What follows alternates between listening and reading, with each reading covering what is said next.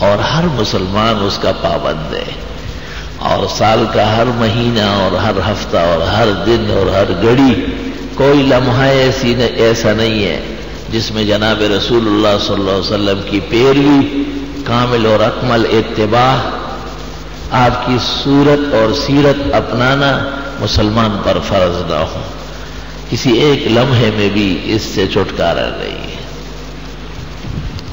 بس فرق صرف اتنا ہے کہ ایک جماعت جو امت محمدیہ کے لیے ایک درد سر بنی ہوئی ہے، ان کے خیال میں ایک مخصوص مہینے اور اس کے ایک خاص دن میں دھوپ میں کھڑے ہو کر اور خاص قسم کی حیات اختیار کر کے اور عید کی شکل بنائے کہ بس ہم بڑے خوش ہیں، حضرت تشریف لائے اور ہم روڈ پہ نکل آئے۔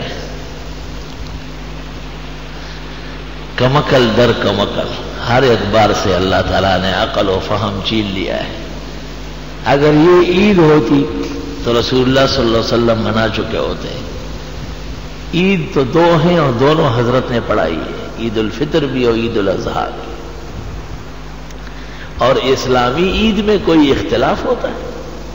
عید الفطر سعودی عرب میں بھی ہے اور کابل میں بھی ہے، پشاور میں بھی ہوتی ہے اور کراچی میں بھی ہے، امریکہ میں بھی عید ہوتی ہے اور برطانیہ میں بھی۔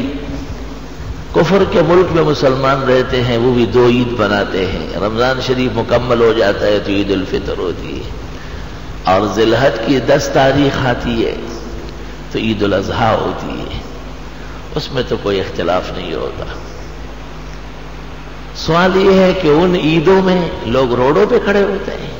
عید الفطر کے یہ آداب ہے یا عید الاضحیٰ میں کہ گلشن اقبال کا روڈ بلاک کر لے اور خاص قسم کے عمائم اور ٹوپیاں سر پہ رکھے اور جھنڈے اٹھائے؟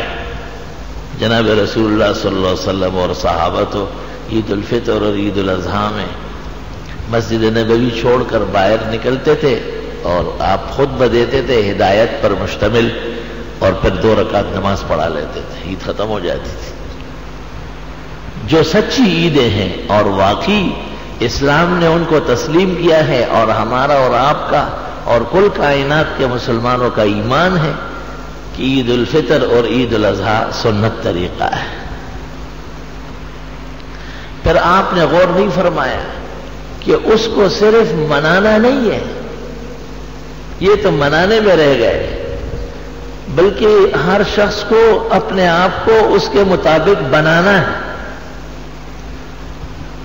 عید الفطر میں حکم یہ ہے کہ جو متمولین اور توفیق والے ہیں وہ فطرے کے بہانے فقراء مساکین کا تعاون کر لیں، اور حکم یہ ہے کہ نماز بعد میں ہے اور یہ کام پہلے۔